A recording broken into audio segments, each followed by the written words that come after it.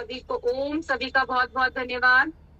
आदरणीय अनिल सर से रिक्वेस्ट करूंगी वो सुषमा मैम का परिचय दें।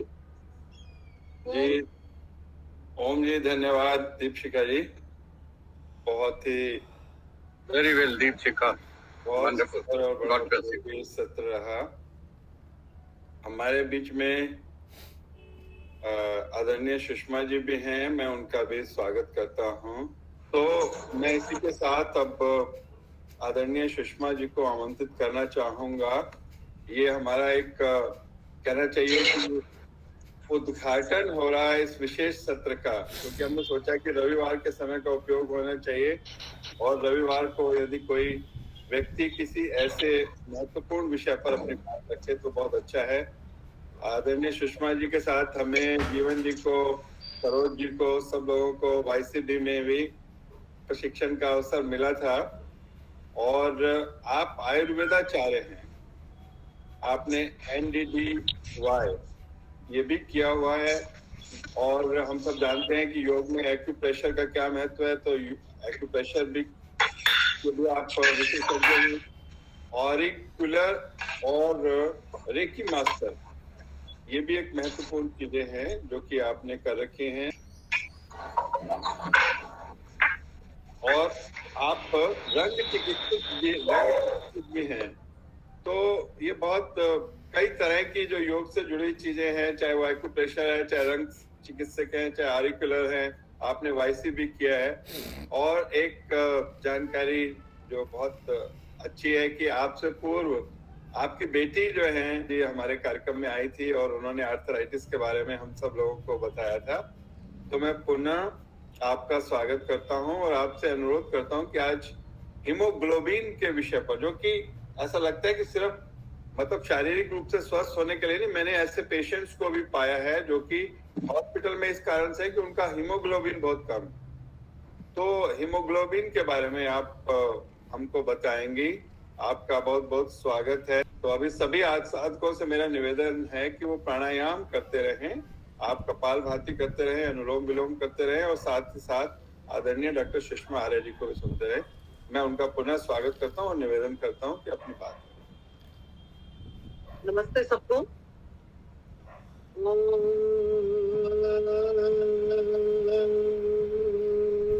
अयम मे हस्तु भगवान, अयम मे भगवत्तरा, अयम मे विश्वदेशजो शिवाभिमर्षणः। अद्भिगात्राणि शुध्यन्ति मनाः सत्ये शुध्यति। विद्या तपोभ्यां भूतात्मा बुद्धिर्ज्ञानेन शुध्यति। ओम त्र्यंबकम् यजामहे सुगन्धिं पुष्टिवर्धनम् उर्वारुकमिव बन्धनान् मृत्योर्मुक्षीयमामृतात्। बहुत अच्छा लग रहा है। कार्यक्रम आज आपके साथ पहली बार हो रहा है और मेरा स्थान भी परिवर्तित हो गया। मुझे रात को कहीं और आना पड़ा, तो थोड़ा अव्यवस्थित था, लेकिन फिर भी मुझे स्थान मिला, मैं बैठी। स्थान परिवर्तन से देखो कितना फर्क पड़ता है। मन ही मन सोच रही थी और त्रयंबकम से याचना कर डाली, तो मन जो है वैसे वापस हो गया जैसे मेरा अपने घर में था। बहुत अच्छा मंत्र है ये। इस मंत्र का हम अर्थ जानते हुए अपने हीमोग्लोबिन विषय पर आएंगे। त्रयंबकम यजामहे, तीनों लोगों के स्वामी। यजामहे, तेरा यजन करते हैं, तुझे याद करते हैं। सुगंधिम पुष्टिवर्धनम, बहुत अच्छी बात इसमें यहाँ पर कह दी। याद करते हैं सुगंधिम पुष्टिवर्धनम, सुगंधित पुष्टि फल कारक पदार्थों से। साफ पता चल गया यजामहे का अर्थ है यजन करना, हवन करना। ये तीनों लोगों के स्वामी, हम यजन करते हैं तेरा, यानी तुझे याद करते हैं। सुगंधिम पुष्टिवर्धनम, जो बलदायक और सुगंधित पदार्थ हैं, उनका यजन करके, उनकी आहुति देकर। तो हमें पता लग गया कि यज्ञ के बारे में वेदों में बहुत अच्छी चर्चा की गई है। और अगली पंक्ति बहुत अच्छी कही, उर्वारुकमिव बंधनान्, मुझे खरबूजे की तरह, उर्वा कहते हैं खरबूजे की तरह, उर्वारुकमिव, खरबूजे की तरह मैं बंधन से, बंधनान् मृत्योर मुक्षीय मामृतात्, बंधन से मुक्त होकर, मृत्यु से छूट कर मुक्षीय मोक्ष तक पहुंच जाऊं। अब इसका क्या तात्पर्य हुआ कि खरबूजा जो है उसकी देखो पूरे दुनिया में इतने सारे हजारों अरबों फल है, लेकिन वेद में ऋषि ने पूर्वा से तुलना की है मनुष्य जीवन की। क्यों? उसकी दो बातें हैं। उसकी दूसरी एक बात तो यह है कि उर्वा मैंने जो खरबूजा है केवल मात्र एक ऐसा यही एक फल है जो अपनी डाली से अपने आप टूट के अलग होता है। जब पक जाता है ना तो उसे काटना नहीं पड़ता। इवन तरबूज तक को थोड़ा सा हल्का सा काटना पड़ता है, वो भी अपने आप अलग होता है, लेकिन उसको फिर भी थोड़ा सा ऐसे चाकू देकर कटर देकर काटना पड़ता है। लेकिन खरबूजा तो आप जाओगे ना खेतों में, आपको कटा हुआ अलग से मिलेगा। इस तरह से मैं भी दुनिया से विमुक्त होकर, वैरागी होकर, कमल की तरह रहकर अपने आप को दुनिया से छुड़ाऊं। यानी जरूरी नहीं कि मैं मोक्ष प्राप्त करूं, लेकिन मुझे दुनिया से प्यार, ऐसा वैराग्य की तरह ही मेरे को जीवन जीना चाहिए। ऐसा नहीं कि मैं उसमें लिप्त हो जाऊं। उर्वार बंधनान, मैं खरबूजे की तरह, जैसे खरबूजा पक कर अपने आप डाली से अलग हो जाता है, ऐसे मैं भी ज्ञान से पक कर अपने आप दुनिया से अलग हो जाऊं और अपना नाम अच्छा सा कर जाऊं और मोक्ष को प्राप्त कर लूं। और मोक्ष कितने साल तक होता है? 31 नहीं, 10 अरब 40 अरब वर्ष तक मोक्ष रहता है। आप देखिए, अगर मैं इस मंत्र की व्याख्या करने लगती तो मुझे लगता है आधा घंटा इसी में बीत जाएगा। तो मैं मोक्ष में व्यक्ति क्या करता है? ईश्वर के सानिध्य में रहता है, सारी दुनिया का भ्रमण करता है ईश्वर की उंगली पकड़कर। ऐसा मोक्ष कब मिलता है? जब मैं खरबूजे की तरह अपने कर्मों से अलग हो जाता हूँ। एक और बात है, खरबूजे की तुलना इससे भी की है। आपने देखा होगा खरबूजे की 10 फांके होती है। आप छोटा खरबूजा ले लो, आप कचरी ले लो, आप कोई कुछ भी खरबूजा ले लोगे, उसकी 10 फांके आपको मिलेगी। चाहे वो छोटा खरबूजा है 10 छोटी फांके होंगी, बड़ा खरबूजा है 10 फांके होंगी। क्या मतलब है इसका? कि जो तेरी 10 फांके है ना, ये बाहर से अलग दिखनी चाहिए, कोई बात नहीं, लेकिन अंदर जाकर एक हो जानी चाहिए। 10 फांके कौन सी? मेरी 10 इंद्रियां। अंदर जाके ध्यान लगा के तो अपनी 10 इंद्रियों को इकट्ठा कर, बाहर चाहे दुनिया में सबको आंख कान मेरे अलग दिखे, लेकिन अंदर में अंतर ध्यान जब जाऊं तो मधुर मीठा भी खरबूजा मीठा होता है। ऐसा मीठा मीठा ध्यान मैं करूं, ये ईश्वर योग के माध्यम से मैं ये ध्यान कर सकता हूँ। फिर इसी के साथ ही एक लिंक मुझे और जोड़ना पड़ेगा, तब हम अपने हीमोग्लोबिन पर आते हैं। योग क्या मतलब है? योग का अर्थ है जुड़ना। आपको योगा चित्त वृत्ति निरोधा सबने पढ़ रखा है, लेकिन महर्षि पतंजलि ने और स्वामी दयानंद ने और रामदेव जी ने आपको तरीके 8 योग बता दिए हैं कि कोई भी योग आप करिए तो आपको बहुत बहुत ठीक रहेगा। उन्होंने कहा कि सबसे पहले तो मंत्र योग है। योग कितने प्रकार के हैं उसकी चर्चा मैं करती हूँ। अभी आप जो योग कर रहे थे वो हठ योग कर रहे थे, उसकी मैं वो एक योग का एक भाग है, उससे नहीं समझिएगा कि आपको मोक्ष मिलने वाला है। मंत्र योग, मंत्रों से अपना ध्यान किया करो। गायत्री मंत्र आपको मालूम होना चाहिए, ऋग्वेद के 7वें मंडल का गायत्री मंत्र है। मैं उसकी चर्चा फिर नहीं करती कि उससे कौन सी ध्वनि निकलती है, हम कहाँ पहुंचते हैं। तो मंत्र योग हमें जरूर करना चाहिए, वेदों का पठन पाठन करना चाहिए। दूसरा है ज्ञान योग, उनके मीनिंग जरूर आने चाहिए। तीसरा है कर्म योग, उसके अकॉर्डिंग हमको कर्म करना चाहिए। चौथा है हठ योग, जो अभी आपने किया है। ह से हकार, ठ से ठकार। हकार का मतलब है सूर्य नाड़ी और ठकार का मतलब है चंद्र नाड़ी। दोनों नाड़ियों के संगम के लिए आपको मालूम है हम ये हठ योग करते हैं। जब दोनों नाड़ियों का संगम हो जाता है तो हमारा मस्तिष्क ठीक रहता है। तो पहला हमारा कौन सा हुआ? मंत्र योग। फिर हुआ उनके अर्थ के बारे में, दुनिया के बारे में, ईश्वर के बारे में ज्ञान योग। उसके बाद हुआ कर्म योग, वैसा हम काम भी करें। उसके बाद है हठ योग। फिर हम अपने हठ योग पर आएंगे।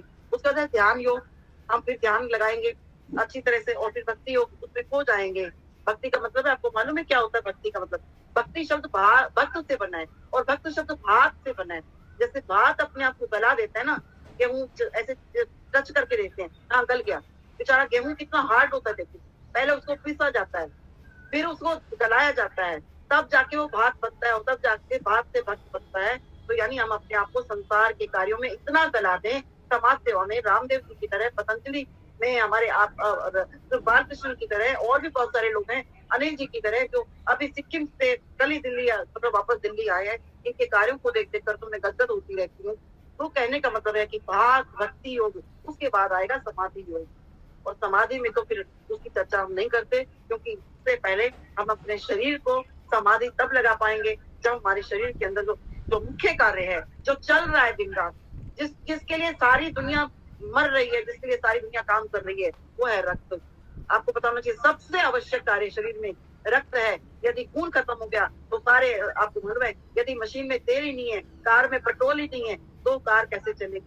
तो हमारे शरीर का जो पेट्रोल है वो हीमोग्लोबिन है। उसकी चर्चा मैं आपके सामने इस समय करने जा रही हूँ। समय मैं देख रही हूँ कि समय तो भागता जा रहा है, हमारे 10 मिनट बीत भी चुके हैं, कोई बात नहीं। रक्त के बारे में तो ज्यादा सब लोग जानते हैं, लेकिन देश के प्रति प्यार, ईश्वर के प्रति प्यार, अपने शरीर के प्रति प्यार मंत्रों के माध्यम से ही जागता है, इसलिए मैंने इसकी आपके सामने व्याख्या की है। रक्त जो है हीमोग्लोबिन सीरोटोलॉजी में से कहते हैं। जो हीमोग्लोबिन है कोलाइड है। What is meaning of colloid? और कोलाइड का मतलब है कि एक मिक्सचर है। कोलाइड मैंने मिश्रण। चाय क्या है? कोलाइड है। पानी क्या है? सिर्फ पानी। वो मिक्सचर नहीं है। सिर्फ पानी में तो दो ही चीजें H2O, वो तो साइंस से साइंटिफिकली है, उसमें और कुछ हमने नहीं मिलाया है। तो जो हम और कुछ मिलाते हैं तो शिकंजी हो जाती है, और कुछ मिलाते हैं तो दूध हो जाता है, और कुछ मिलाते हैं तो कुछ होता है। तो जो ब्लड है वो आपको मालूम होना चाहिए कोलाइड है। उसको छान कर अलग किया जा सकता है। ब्लड के अंदर 4 चीजें हैं जो हम छान कर अलग कर सकते हैं। उन चारों की अलग अलग महत्ता भी है, लेकिन जब हम किसी को डोनेट करते हैं तो उन चारों की अलग अलग महत्ता है। लेकिन जब मेरे शरीर में रहता है तो मेरी चारों का कॉम्बिनेशन होगा, तब वो हीमोग्लोबिन कहलाएगा। अब चारों का कॉम्बिनेशन क्या क्या है उसमें? नंबर 1, जब उसको छाना जाता है तो उसमें से 3 चीजें इकट्ठी निकलती हैं और एक चीज अलग निकलती है। जो एक चीज निकलती है अलग, उसको पतला पानी कहते हैं।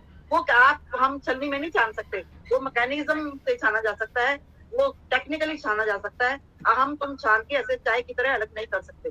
जैसे चाय को हम छानते हैं, चाय की पत्ती अलग हो जाती है, सौंफ, चीनी, इलायची अलग हो जाती है, और उसी तरह से ब्लड है, जब हम उसको छानते हैं तो उसका पीला भाग अलग हो जाता है, और एक कोलाइड, एक मिक्सचर, मोटा सॉलिड एक और बच जाता है। जो पीला भाग बच जाता है वो 60% होता है, और जो बाकी होता है वो 40% होता है। जो 60% होता है वो हम दूसरे को दान कर सकते हैं। वही ब्लड ही दूसरे में चढ़ाया जा सकता है, उसे कहते हैं प्लाज्मा। वो पीले रंग का होता है, हल्के पीले रंग का।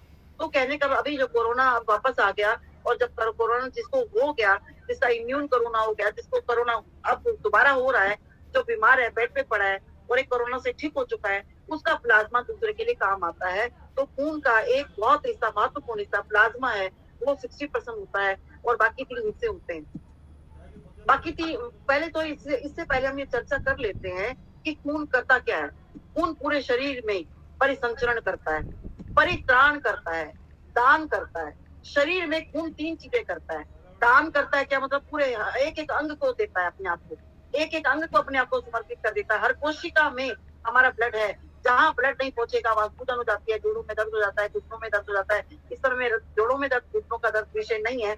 जहाँ खून नहीं पहुंच पाता वहां जगह काली होने लगती है, सुन्न होने लगती है। इससे साफ पता लग गया, अगर मेरा शरीर काला नहीं है, अगर कहीं सुन्नपन नहीं है, अगर कहीं सूजन नहीं है, तो खून की धारा बह रही है। दान करता है बेचारा खून, अपने आप का दान करता है, और फिर परित्राण करता है, रक्षा करता है पूरे शरीर, परिचरण करता है, सेवा करता है पूरे शरीर की। रक्त के 3 काम हैं। तो रक्त के 3 काम हो गए। पूरे शरीर को घूमता है, पूरे शरीर में। वो घूमते घूमते खाली नहीं घूमता, अपने साथ ऑक्सीजन लेके जाता है। जब वो ऊपर से जाता है, धमनी के माध्यम से जाता है, तो इसे हमें सिस्टोलिक ब्लड प्रेशर कहते हैं।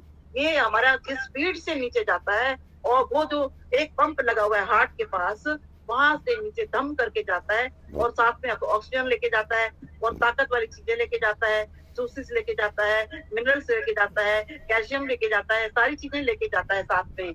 और उसके बाद पूरे शरीर में पैर के नाखून तक पहुंचने के बाद वो अपने आप को शिराओं को समर्पित कर देता है। फिर जो वो गंदा खून है वो शिराओं के माध्यम से ऊपर आ जाता है। उसे ये जो सिस्टम है, इस सिस्टम में हमारे खान पान के कारण काफी खराबी आ जाती है, तो उससे कोलेस्ट्रॉल हाई हो जाता है, ट्रिग्लिसराइड्स हाई हो जाता है। अब कोलेस्ट्रॉल क्या खून में हाई होता है? कोलेस्ट्रॉल जो हाई होता है खून में, वो हमारे ध्यान रख लेना, कोलेस्ट्रॉल और ट्रिग्लिसराइड्स दोनों बहुत फर्क है, दोनों अलग अलग है। मेरा कोलेस्ट्रॉल हाई है, मेरा ट्रिग्लिसराइड्स हाई है। कोलेस्ट्रॉल हाई बड़ी जल्दी ठीक किया जा सकता है, ट्रिग्लिसराइड्स हाई जो हाई है वो थोड़ा कम देर से ठीक किया जा सकता है। दोनों में बहुत अंतर है। जो कोलेस्ट्रॉल है, क्योंकि हीमोग्लोबिन के साथ ये चैप्टर पढ़ना जरूरी था, तो मैंने इसलिए आपको इसका हिंट दिया। कोलेस्ट्रॉल हमारा मैदे से ज्यादा बढ़ता है, यानी जो सॉलिड फूड है, जो हमने रोटी ज्यादा खा ली, मैदा ज्यादा खा लिया, और जो सॉलिड चीजें हैं वो ज्यादा खा ली, तो चने ज्यादा खा लिए, ये जो दालें ज्यादा खा ली, इससे हमारा जो है कोलेस्ट्रॉल बढ़ता है। और ट्रिग्लिसराइड्स बढ़ता है, ऑयल ज्यादा खा लिया, फैट ज्यादा खा लिया, और घी ज्यादा खा लिया, मक्खन ज्यादा खा लिया, उससे ट्रिग्लिसराइड्स बढ़ता है। तो जो मक्खन वाली चिकनाहट है वो थोड़ी देर से जाती है। बर्तन पे आपने देखा होगा जो चिकनाहट होती है बड़ी देर से जाती है, और रुखी जो है वो राख से फटाफट मारी और चली गई। तो कोलेस्ट्रॉल तो आपका हड्डियों से चला जाएगा, लेकिन ट्रिग्लिसराइड्स आपको तगड़े व्यायाम प्राणायाम करने पड़ेंगे। अभी आपको बार बार हिंट भी दिया जा रहा है कि प्राणायाम करते रहिए, प्राणायाम करते रहिए। प्राणायाम से चिकनाहट खत्म हो जाएगी। तो जो ब्लड हीमोग्लोबिन है वो जो पुरुष है उसका 14 ग्राम माना गया है, तो वो डेसीलीटर से नापा जाता है, उसकी मैं चर्चा नहीं करूंगी, 47 हो चुके हैं। तो कहने का मतलब है कि जो पुरुष का है वो 14 होता है और स्त्री का 13 होता है, कि 13.5 तक होता है। किसी ने मजाक किया कि महिला का 5.5 कम क्यों होता है, कि महिला खून पी लेती ना अपने पति का, रोज शादी होते ही वो खून पीना शुरू करती है, तो खून पी के 14 से ज्यादा चला गया तो हाइपर हीमोग्लोबिन उसे कह देंगे, बीमारियां हो जाएंगी। इसलिए स्त्री का जो है थोड़ा सा कम रखा जाता है। दूसरा, स्त्री का कम इसलिए भी रखा जाता है क्योंकि उसमें थोड़ा सा आयरन भी कम होना चाहिए, या क्योंकि वो उसके मुक्के मारने की बहुत आदत होती है, वो बच्चे को भी पिटाई करती है। लेकिन पिता जब पिटाई करता है ना तो एक मुक्का लगाता है एक महीने में, एक साल में, लेकिन माँ तो रोज ही मुक्के लगाती रहती है। यदि माँ का पहले से ही 14 हीमोग्लोबिन दे दिया जाता और बच्चे को मुक्का लगाती तो बच्चे को चोट ही लग जाती। कितनी मजाक की बात है। तो यानी महिला कोमलांगी है, महिला का जो हीमोग्लोबिन है वो 13.5 ही होता है और पुरुष का थोड़ा सा ज्यादा होता है। तो कहने का मतलब है कि ये हीमोग्लोबिन हमारे शरीर से ताकत वाली चीजें नीचे लेके जाता है, और जो उत्सर्जी पदार्थ है, जो गंदे पदार्थ है, जो आपको यूरिन के माध्यम से, किडनी के माध्यम से, खून कहाँ शुद्ध होता है आपको पता है, किडनी में शुद्ध होता है। खून इकट्ठा कहाँ होता है, हार्ट में इकट्ठा होता है? नहीं। खून कहाँ है, खून का स्टोर कहाँ है? प्लिया में जिसे स्प्लीन कहते हैं, वो खून का स्टोर है। तभी कहते हैं कोरोना से ज्यादा भयानक आपको मालूम होना चाहिए मलेरिया है। कोरोना से तो फिर भी आप बच जाओगे, लेकिन मलेरिया तो जाके सीधा स्प्लीन को मारती है, खून के हेड ऑफिस को ही मार देती है जाकर। इसलिए मलेरिया से अगर आपको भयानक मलेरिया होगा तो आपको कोई नहीं बचा सकता। कोरोना भय लोगों ने फैला दिया, लेकिन उससे अधिक सावधानी हमें मलेरिया से होने की है। लोग ये कह देते हैं मलेरिया मच्छरों से होता है, ऐसा कुछ नहीं है। मलेरिया मल के इकट्ठे होने से होता है, और जिसका मल ज्यादा इकट्ठा होता है उसको जब मच्छर काटता है तो मलेरिया हो जाता है। तो पूरे शरीर में जो है रक्त परिसंचरण करता रहता है। अब हमें पता कैसे चलेगा कि अब जैसे एक बच्चा जो है वो बैठा है, वो पढ़ नहीं रहा है, उसकी माँ उसको 2 थप्पड़ लगाती है, बदतमीज किताब उठा के बैठ जाता है, आंखें बंद करके बैठ जाता है, तेरे को पढ़ना नहीं आता, तेरे को तमीज नहीं है। और अगर बहू है और वो काम करने लगती है, उसको चक्कर ही आ जाते हैं खड़े खड़े किचन में, और सास उसको पीछे से आके झटका देती है या बोलती है कैसी बहू पल्ले पड़ गई है। अरे उससे चेक करा लो, उसके ब्लड में आपको पता होना चाहिए ब्लड कोलाइड है। जरूरी नहीं कि उसका प्लाज्मा कम होगा, पतला खून होगा, लेकिन उसके अंदर आरबीसी, डब्ल्यूबीसी, प्लेटलेट्स, 3 चीजें और भी होती हैं।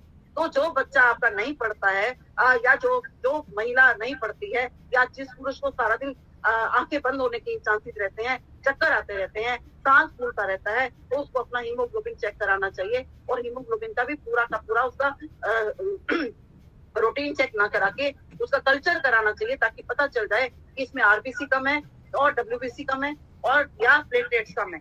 जब आरबीसी कम होता है वो आयरन के कारण कम होता है। शरीर के अंदर जब आयरन कम हो जाता है तो हमारा आरबीसी कम हो जाता है। तो ऐसे बच्चे को क्या खिलाना चाहिए जिनका हीमोग्लोबिन कम है, उसकी चर्चा मैं इसके बाद करना चाहूंगी। आरबीसी कम होने से शरीर में शिथिलता आती है, हमें आलस आती रहती है, चक्कर आते रहते हैं। और डब्ल्यूबीसी से कम होने से सफेद जो सेल्स होते हैं, जो मैंने आपको बताया खून जो है वो कोलाइड है, और उसमें 4 चीजें हैं। एक मैंने आपको बताया प्लाज्मा से खून हमारा पूरे शरीर में परिसंचरण करता है, लिक्विड बनता है। फिर है आरबीसी, लाल ब्लड सेल्स, जो पूरे शरीर को एनर्जी देते हैं। और है व्हाइट सेल्स, जो हमारे शरीर के अंदर हम इम्यून सिस्टम ठीक करते हैं, इम्यूनिटी को ठीक करते हैं। अब हमारा बच्चा क्या है, जरा सा बीमार होता है, जरा सा मौसम बदलता है उसको बुखार हो जाता है, जरा सा मौसम बदलता है मोया प्याज ओनू जुकाम ही हो जाता है। तो डब्ल्यूबीसी उसका ठीक नहीं है, यानी व्हाइट ब्लड सेल्स उसके ठीक नहीं है। तो क्या ऐसा खाना दोगे जिससे आपका उसका डब्ल्यूबीसी ठीक हो जाए, आरबीसी ठीक हो जाए। और जिनके प्लेटलेट्स कम होते हैं तो आप सोचिए, जिनका ब्लड रुकता नहीं है, जिनको बार बार चोट लगती है और खून की धारा ही बह जाती है, उनके प्लेटलेट्स कम होते हैं। तो खून का जो कॉम्बिनेशन है, हीमोग्लोबिन का कॉम्बिनेशन है, इन चारों का बैलेंस होना बहुत जरूरी है। और इसके लिए हमको क्या करना चाहिए, सबसे पहले हमको करना चाहिए प्राणायाम और व्यायाम। जो अभी आप कर रहे हो, और पूरे शरीर का जो है ब्लड सर्कुलेशन हमारा ठीक होगा। इसलिए प्रतिदिन सुबह उठ के और करना चाहिए ताली वादन। आपको मालूम होना चाहिए सबसे आसान काम है ताली वादन।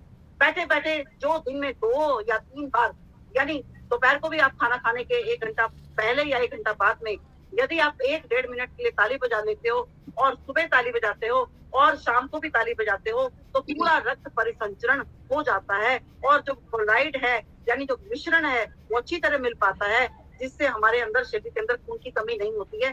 ताली वादन हमारे लिए बहुत जरूरी है। दूसरा जो है हमें क्या करना चाहिए, मैं क्योंकि समय कम है तो मुझे अब पॉइंट्स को अपने बताना ये चाहिए कि अब हम इसे ठीक कैसे कर सकते हैं। चुकंदर के जो पत्ते हैं, चुकंदर आपको मालूम होना चाहिए, चुकंदर किसी भी फॉर्म में सब दुनिया को पता है, लेकिन फिर भी चुकंदर घर में आके फ्रिज में सड़ जाता है, लेकिन खाता कोई नहीं है, क्योंकि जरा सा चुकंदर खाने से ऐसे लगता है छाले हो गए जैसे, ऐसे लगता है खरवा लगता है। आप चुकंदर की खिचड़ी बच्चे को बना के दे दीजिए ना, आप चुकंदर कद्दूकस करिए, उसको चावल के साथ मिलाकर चावल की खिचड़ी बना के दे दो, आप भी स्वयं भी खाओ। कोई भी कितना भी बड़ा क्यों ना हो जाए, जो रक्त का जो एक कॉम्बिनेशन है, सर्कुलेशन है, एक ऐसे कहते हैं ना हिलाना है, वो बहुत कम हो पाता है लोगों का, क्योंकि हम व्यायाम प्राणायाम पूरे करते नहीं है। तो खून का जो पतलापन है वो खिचड़ी चुकंदर करता है। और करती है गाजर की टोपी। अब आप देखिए गाजर की टोपी तो डस्टबिन में जाती है, गाजर की टोपी और चुकंदर के पत्ते का पानी जो है ये हमारे हीमोग्लोबिन को बिल्कुल बिल्कुल पर्टिकुलर कर देता है, ठीक कर देता है, जो कि दोनों ही डस्टबिन में जाते हैं। चुकंदर के पत्तों के अगर मैं आपको फायदे बताने लगूं इस समय, तो आप सोचिए हमारा कितना, सिर्फ 7 मिनट रहते हैं तो हमारा बहुत मुश्किल हो जाएगा। तो चुकंदर अगर पत्ते नहीं मिलते, जहाँ से चुकंदर देता है ना, जो पत्ते उसके साथ लगे हुए मिलते हैं, उससे कलर फेयर होता है, उससे झाइयां ठीक होती हैं, उससे हमारी खुजली ठीक होती है चुकंदर के पत्तों से। तो चुकंदर के पत्तों का पानी और चुकंदर और गाजर का जूस भी आप सबको पता है वो पीना चाहिए। सूप पी सकते हैं, जूस बनाने का टाइम नहीं है, मशीन नहीं है, तो आप बॉयल कीजिए और उसको पी जाइए। दोनों को कद्दूकस कीजिए और खा के उसमें नींबू डाल के खा जाइए। तो चुकंदर और आपको सबसे पहले पता होना चाहिए गुड़ और मूंगफली। थोड़ी सी आप ऐसे बच्चों को थोड़ी कभी कभी जो मूंगफली बाजार में मिलती है, पॉलिथीन में मिलती है, या अनछिली हो तो बहुत अच्छी बात है, उसका थोड़ा 8-10 मूंगफली के दाने और थोड़ा सा गुड़ यदि आप बच्चे को दे देंगे, तो जो आपका बच्चा पढ़ता नहीं है, तो मूंगफली खाने से मेमोरी भी शार्प होती है, और मूंगफली खाने से एकाग्रता भी बढ़ती है। वो कहते हैं गरीबों का जो मेवा है, वो जो आपको मालूम होना चाहिए चने बादाम है, और जो मूंगफली है वो काजू है। तो मूंगफली में इतने फायदे हैं जितने की काजू में फायदे नहीं है। एक काजू में 100 ग्राम काजू में 58% तेल होता है, लेकिन मूंगफली में 30% ऑयल होता है, वो भी लिक्विड होता है, वो जमने वाला नहीं होता है।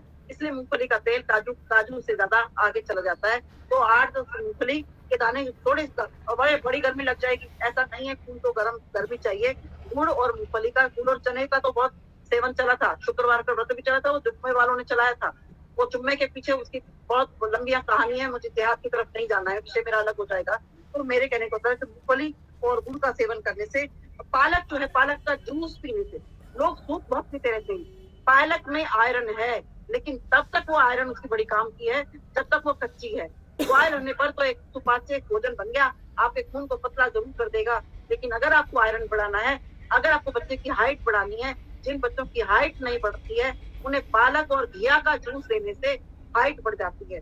कच्चा, क्योंकि महर्षि जो पतंजलि हैं और रामदेव जी हैं, वो भी कच्चा सेवन पर ज्यादा जोर देते हैं, लेकिन अब क्या है कि कच्चे में पेस्टिसाइड्स हैं, कीड़े हैं, या खाद डाली हुई है तो डर लगता है, लेकिन फिर भी आप गर्म पानी में पालक को धोइए और घी को धोइए, उसका दूध बच्चे को पिलाने से हीमोग्लोबिन ठीक होता है, और हमारा स्वयं भी बहुत ताकत बढ़ती है, और हमारे अंदर जो टेंशन है, तनाव है, आपको मालूम है पालक बेचारी कितनी मुश्किल से टिकी रहती है डंडी पर, वो इतना चौड़ा पत्ता और इतनी पीछे एक छोटी सी डंडी। तो पालक कहते हैं, पालक ने भी तो अपने आप को टिका रखा है अपनी डंडी के साथ, तो क्या तुम अपने शरीर को दुनिया में नहीं टिका सकते हो? तो और कहने का मतलब है कि पालक जो है बड़ी अच्छी सीख देती है, और उससे अच्छी सीख दे आप इस गर्मी के मौसम में जो हमारा ब्लड प्रेशर है वो फ्लक्चुएट करता रहता है। जो धनिया का पानी, धनिया आप समझते हो, हरा धनिया मिक्सी में ग्राइंड करो, उसमें जरा सी मिश्री डालो और पी जाओ। आप समझो आपने 2000 रुपए का ग्लूकोज चढ़ाया है शरीर पर। आप हॉस्पिटल जाओगे ग्लूकोज चढ़ाने के लिए, या ग्लूकोज आप ऐसे चम्मच पे खा लेते हो? तो इस समय इस मौसम में पुदीना लीजिए, रात को पुदीना के 4-5 पत्ते ले लिए, आपने खीरा के टुकड़े ले लिए, और आपने नींबू के टुकड़े ले लिए, आपने अदरक का टुकड़ा ले लिया, रात को इनको भिगो के रख दिया। खीरा, नींबू के टुकड़े और अदरक, ये पुदीना, ये आप एक गिलास में भिगो के रख दो। सुबह मिक्सी में आप पहले पानी को छानो और जो फाइबर बचा है उसको मिक्सी में ग्राइंड करो और वो पानी पी जाओ। तो वो पानी आपको इतनी ताकत देगा कि जो प्लाज्मा चढ़ाया जाता है, जो खून चढ़ाया जाता है। तो ये जो चीजें हैं हमें इनका प्रतिदिन सेवन करना चाहिए, अपने आप को बचा कर रखना चाहिए। 6 जो है 657 हो गई। और मैं एक बात और कहना चाह रही थी कि अभी बहुत अच्छी बात इन्होंने कही थी, जो योगा करा रही थी, मैं नहीं जान पा रही उनका नाम, क्योंकि मैंने जब लगाया तो मैं अपने ध्यान में थी, मैं क्योंकि मैंने आज संध्या नहीं करी थी तो मैं संध्या कर रही थी। उन्होंने कहा कि हमें अच्छे काम करने चाहिए। मैं कहती हूँ हमें एक दूसरे का दर्द बांटना चाहिए। अब दर्द बांटने से क्या होगा, जब हम किसी को दर्द बांटते हैं ना तो हमारा खून जो है संचरण करता है, खून में गति आती है, तभी तो दर्द आता है। यदि हम मुर्दा हो तो हमें थोड़ी दर्द जागेगा, और जिंदा वो है जिसका खून चल रहा है, जिसका खून गति कर रहा है। तो छोटी सी कविता है जो मैं स्वयं लिखी है, उसको मैं कहते हुए अपने वक्तव्य को विश्राम दूंगी। दर्द शब्द बड़ा दर्दनाक है, दर्द शब्द बड़ा दर्दनाक है, 2.5 अक्षर का शब्द है, परिपूर्ण है अपने आप में, दाएं से या बाएं से इसका अर्थ नहीं बदलता है। दर्द को उल्टा भी कर दो तो भी दर्द ही रहता है। तन के दर्द का इलाज है, मन के दर्द का इलाज तो सिर्फ एहसास है। खुद ही पता लगता रहता है मेरे मन में क्या टेंशन हो रही है। तन का दर्द तो डॉक्टर को दिखाने जा सकते हैं, लेकिन मन का दर्द किसको दिखाएं। तन के दर्द का इलाज है, मन का दर्द तो सिर्फ एहसास है। ये दर्द मिटाने को उठना होगा उषा की सुंदर वेला में, उषा किरण की सुंदर वेला में, प्रातः वेला में जो उठता है ना। और आपको फिर मैंने आपको भी ये भी नहीं बताया कि हमें प्रातः वेला में उठते ही करना क्या चाहिए, कौन सा योग करना चाहिए जिससे हम तनाव से मुक्त हो जाएंगे। फिर कभी मैं समय मिला तो मैं उसकी चर्चा करूंगी। करना होगा सूर्य की लालिमा का एहसास, शीतल पवन का झोंका, पक्षियों की चहचहाट तन मन में ताजगी मिटा देती है हर दर्द। जैसे जैसे हम बाहर सैर करने के लिए आते हैं, एक डॉगी भी होता है ना, जो डॉगी वो रात भर तो अपने घर में रहता है, लेकिन सुबह दरवाजे के पास आ जाता है, शोर मचाता है, दरवाजा खटखटाता है, मुझे बाहर ले चलो, मुझे बाहर ले चलो। यानी घर से घर में जो कार्बन मोनोऑक्साइड है, बाहर जब हम जाना चाहते हैं तो घर के दुख घर में रह जाते हैं, बाहर जो सुंदर प्रकृति की जो आनंद है वो मुझे मिल जाता है। तो प्रतिदिन सैर करना अत्यंत आवश्यक है। ये वेदों ने कहा है, अगर आप बचना चाहते हो तो 2 मिनट सुबह उठते ही आपको सैर करना अत्यंत आवश्यक है। और वो जो सूर्य की लालिमा है, उस समय अगर आप बाहर निकलते हो तो कोई कालिमा आपको सता ही नहीं सकती। तो पक्षियों की चहचहाट तन मन में ताजगी मिटा देती है हर दर्द। दर्द शब्द में जोड़ना होगा परोपकार का एहसास। यदि आप परोपकार करते हो तो आपको दर्द का एहसास होता है, तो आपको लगता है कि हाँ ये दर्द मेरा है, मेरे समाज की दशा क्या हो रही है। एक हनुमान चालीसा पढ़ने पर वो एक दंपति, बॉम्बे के दंपति, वो जेल में बैठे, और उसके वैसी को तो पता नहीं क्या कर देना चाहिए, जो एक मिनट में कितने डायलॉग बोलता है, कितने राम को कृष्ण को गाली देता है, उसको कुछ नहीं होगा। और हमारे किसी व्यक्ति ने जरा फन उठाया, या लखनऊ में कुछ बच्चे मस्जिद के पास गए तो उनको पकड़कर जेल में डाल दिया। ऐसा जब परोपकार के लिए हम बाहर निकलते हैं तो हमें दर्द का एहसास होता है।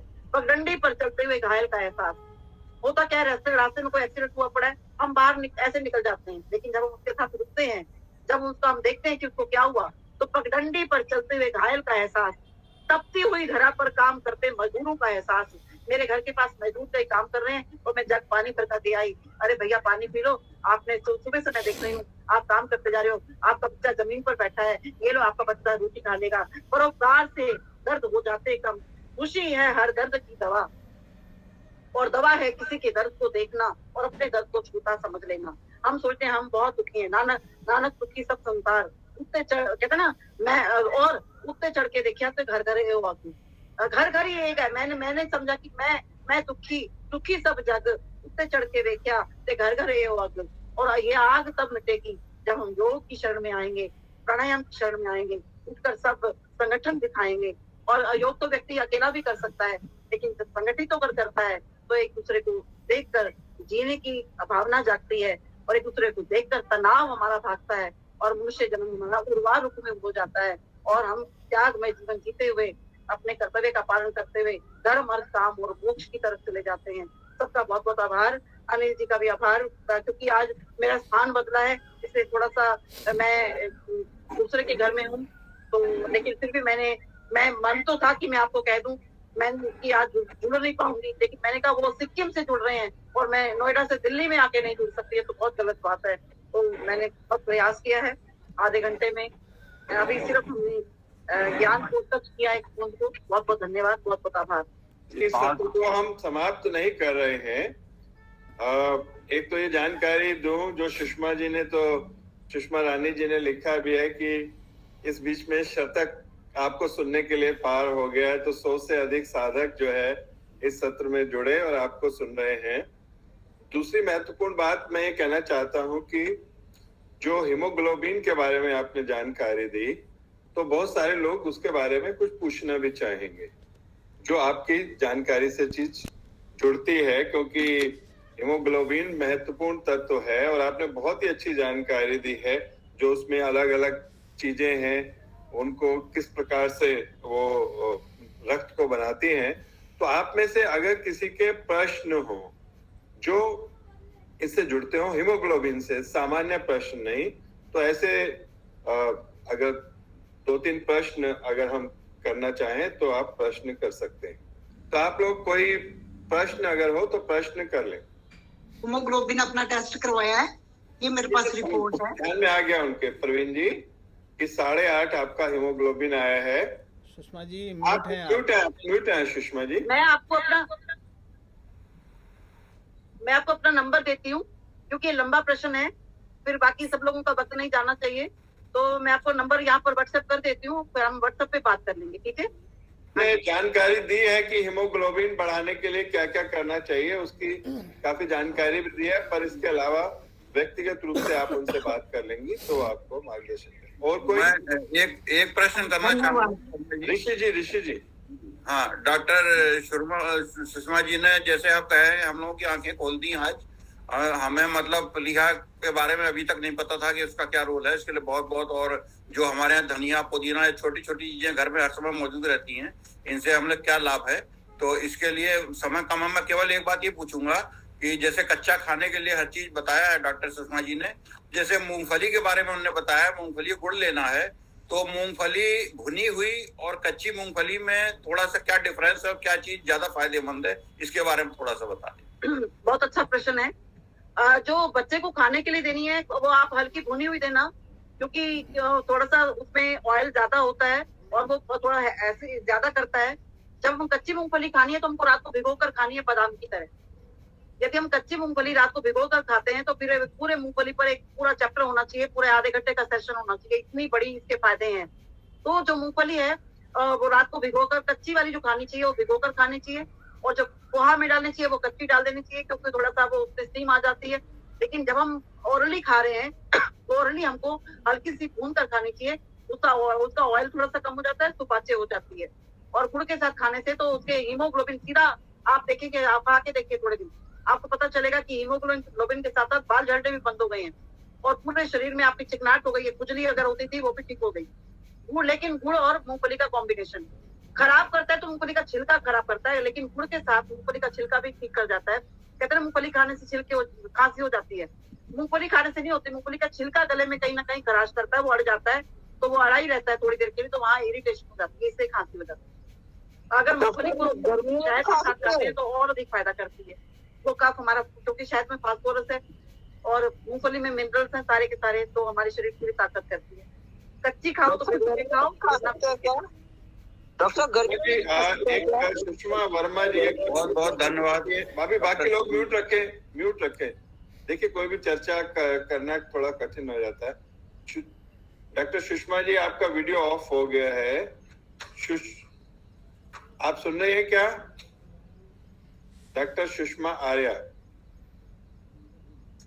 अभी लग रहा है कि हमारी बात उन तक नहीं पहुंच पा रही है, कहीं बाहर है। हाँ जी, सुषमा जी, ये एक प्रश्न है जिसमें इन्होंने कहा कि मूंगफली क्या गर्मी में भी खाई जा सकती है? सुषमा वर्मा जी का प्रश्न है। क्या प्रश्न है? मुझे आवाज नहीं आई जी। उनका प्रश्न है कि क्या मूंगफली, क्योंकि मूंगफली के बारे में उसकी तासीर गर्म है, तो ये पूछना चाहती हैं कि आपने मूंगफली के बारे में इतनी जानकारी दी है, तो मूंगफली क्या गर्मी में भी खाई जा सकती है? देखो, उचित मात्रा में तो खाई जा सकती है, अन्यथा भिगोकर तो खा ही सकते हैं, भिगोकर तो खा ही सकते हैं ना। लेकिन फिर भी अगर 7-8 दाने बच्चे को दे दी जाए, आपने अपने शरीर में देखा होगा कितनी बड़ी गर्मी है, 98 पॉइंट टेम्परेचर बाहर आता है तो अंदर गर्मी है, और हम घड़े के पानी से, फ्रिज के पानी से या ठंडी ठंडी चीजें खाकर उस गर्मी को खत्म कर देते हैं, तो मूंगफली मेंटेन कर देगी। अभी तो हमारा ये प्रश्न ही नहीं आया कि हमें पानी कौन सा पीना है। देखिए मेरे सामने रखा है, ये वाटर बोतल रखी है, ये कौन सी आपको समझ आ गया होगा। इसके अंदर सौंफ है और इसके अंदर 8 घंटे पहले का पानी है। ये पानी मैं पीऊंगी और फटाफट इसे दूसरी तांबे की बोतल में डाल दूंगी, वो मैं पानी दिन भर पीती रहूंगी। और ये पानी मेरे पास 2 बोतलें कॉपर की। हम अपनी सिर्फ जीभ के लिए हम ठंडा ठंडा ठंडा करते रहते हैं, उससे आपकी ठंडक ठीक नहीं होती है। ठंडक ठीक करने के लिए आपको लेमन विटामिन सी लेना ही पड़ेगा। तो बजाय फ्रिज में पानी पीने के ये पानी पियो। और आपको मालूम होना चाहिए कि पित्त को ठीक रखने के लिए, शरीर की गर्मी को ठीक रखने के लिए, क्या आप नहाने के बाद पानी पीते हो? नहीं पीते ना। नहाने के बाद जो आधा गिलास पानी पी लेता है उसको हार्ट की कोई प्रॉब्लम नहीं होती। बाहर से तो नहा लेते हैं लेकिन अंदर से हम नहाते ही नहीं है, अंदर हमारे अंदर गर्मी रह जाती है। तो क्या हम गीली पट्टी लपेट सकते हैं? मतलब ये कि बहुत समय हो जाएगा। हम ठीक है, हम अंतिम प्रश्न लेते हैं। गायत्री गुप्ता कुछ बोल रही है। गायत्री गुप्ता जी बोलिए। नमस्ते डॉक्टर साहब, मैं कह रही थी सौंफ का पानी घर में बना सकते हैं क्या? आप अभी जो बता रही थी, कैसे आप बना सकते हैं, लेकिन उसके लिए बहुत मेहनत करनी पड़ेगी। अन्यथा कोई बात नहीं, आप सौंफ का पानी उबालिए और वो पी जाइए। और सौंफ का पानी जितना ज्यादा उबालोगे तो आपका क्लींजर हो जाता है बॉडी का, क्योंकि गर्मियों में जो है ऑयल ज्यादा शरीर में जमा हो जाता है। आधा चम्मच सौंफ लिया आपने, एक कप पानी में उबाला, सिम पे उबलता रहे, 2 चम्मच पानी बच जाए, लेकिन आपका बर्तन ना जले ऐसा देखना। बस उस पानी को आप कॉटन से फेस पर लगाइए, आपको किसी फेशियल कराने की जरूरत ही नहीं। सौंफ नाम से 100 फायदे। मैं फिर किसी दिन की चर्चा करूंगी। मैं पीने के हिसाब से पूछ रही थी डॉक्टर साहब। मैं पतंजलि बिल्कुल बिल्कुल पीने के हिसाब से छोटी इलायची जरूर डालिएगा, क्योंकि सौंफ थोड़े कॉन्स्टिपेटेड होते हैं। जिन लोगों को लूज मोशन लग जाते हैं तो हम एक सौंफ पिलाते हैं, और नहीं तो सौंफ और छोटी इलायची का संगम आपका हीमोग्लोबिन जितना 8.5 है उसको भी फायदा करेगा। कितना 2-4 गिलास में डाल लें क्या? 1 चम्मच सौंफ और फिर उबाल के रख लें उसको छान के? बिल्कुल बिल्कुल ठीक बात है। उसमें छोटी इलायची और डाल। मिला नहीं मैडम, मुझे पतंजलि पे देख के आई, सौंफ का अर्थ मिला नहीं। नहीं, यहाँ मिलता है, पंसारी की दुकानों पे मिल जाता है। बस कंपनी देखिएगा और डेट देखिएगा कि 3-4 महीने का ही होना चाहिए। 1 साल उसमें लिखा होता है। हम मान लो उसका मार्च एंड लिखा है और हम फरवरी वाला भी पीने के लिए ले आते हैं। मत लाना, जितना ताजा मिले उतना ही अच्छा होता है। घर में बना लीजिए, वो तो घर में फिर पाइप से बनाते हैं। अभी समय नहीं है उसका बताने का। बहुत बहुत धन्यवाद अनिल जी। इसके साथ ही अब हम इस सत्र को समाप्त कर रहे हैं। सुषमा जी, सरोज जी अगर कहीं हो तो अपनी टिप्पणी कर दें। सुषमा जी, सुषमा रानी जी शायद। चलिए सुषमा रानी, डॉक्टर सुषमा बहुत बहुत धन्यवाद। बहुत अच्छी जानकारी दी हमारे साधकों को, और हम फिर भी चाहेंगे कि दोबारा भी हम लोगों के बीच में आप आए। और आपके पास तो ज्ञान का भंडार है अनेक प्रकार की, एक शब्द को लेते ही इतनी सारी जानकारी आपके पास है। बहुत सारी इच्छाएं हमारी हो रही है कि हम इस अनेक विषयों पे आपसे जाने, लेकिन समय रहते हुए हम आपको इन्फॉर्म बात करेंगे आपसे, और चाहेंगे कि किसी संडे को आप समय निकालकर हमारे साथियों को जानकारी दें। बहुत बहुत धन्यवाद। आपने सिक्किम में बैठकर हमें सिक्किम के दर्शन करा दिए। मैं भी जब सिक्किम गई थी मेरा सारा दृश्य सिक्किम का घूम रहा है। अब तो बहुत चेंज हो गया होगा, मैं काफी साल पहले गई थी। कल मैं मथुरा गई थी, ऊपर चढ़ते समय मौसम बहुत अच्छा था। जब नीचे आने लगी तो बर्फ हुई और चारों तरफ व्हाइट चादर दिखाई दी बर्फ की। अब तो मोदी जी ने एयरपोर्ट भी बना दी, जाना आसान हो गया। बहुत बहुत धन्यवाद। सड़क को काट कर फिर बर्फ हटाई गई सड़क से, तब हम लोग निकल पाए। बहुत बहुत धन्यवाद आपका, और बाकी साथियों का भी बहुत बहुत धन्यवाद। सभी जुड़े, बहुत बहुत धन्यवाद सुषमा दीदी, thank you very much. Deep Shikhar ji शांति पाठ कर रहे हैं। Very good. Om. Sushma ma'am बहुत बहुत धन्यवाद आपका, आपने बहुत अच्छा ज्ञान हमें दिया। सभी को बहुत लाभ हुआ और सभी आगे भी आपको सुनना चाहेंगे। शांति पाठ के साथ कक्षा का समापन करेंगे। सभी बैठेंगे जिस भी आसन में आप कंफर्टेबल हैं, सुखासन, सिद्धासन, पद्मासन ज्ञान ध्यान मुद्रा लगाएंगे, आंखें कोमलता से बंद करेंगे, शांति पाठ एक बार ओम का उच्चारण के साथ।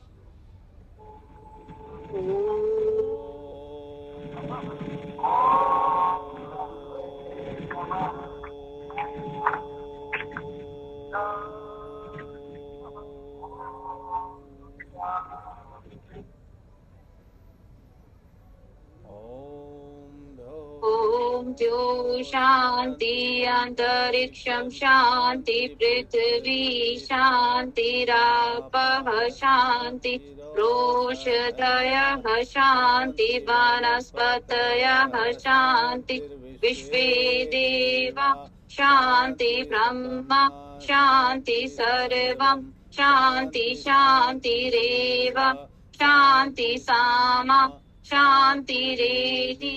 ओम शांति शांति शांति। दोनों हाथों को अपने आद्य चक्र के नजदीक लाएंगे, परस्पर घर्षण करेंगे, उसकी ऊष्मा को अपनी बंद आंखों पर लगाएंगे, आंखों को भीतर ही भीतर खोलेंगे, पूरे चेहरे पर लगाएंगे, एक बार और घर्षण करेंगे, उस ऊष्मा को अपने पूरे शरीर पर लगाएंगे, शरीर के जिस भी अंग में आपको परेशानी है उस ऊष्मा को उधर लगाएंगे। सभी को ओम, सभी का बहुत बहुत धन्यवाद। Thank you Saroj ma'am, thank you sir, बहुत अच्छा सेशन अरेंज किया। थैंक यू जीवन सर, बहुत अच्छा कराया, समय पर आपने पूरा करवा भी दिया सबको। बहुत बहुत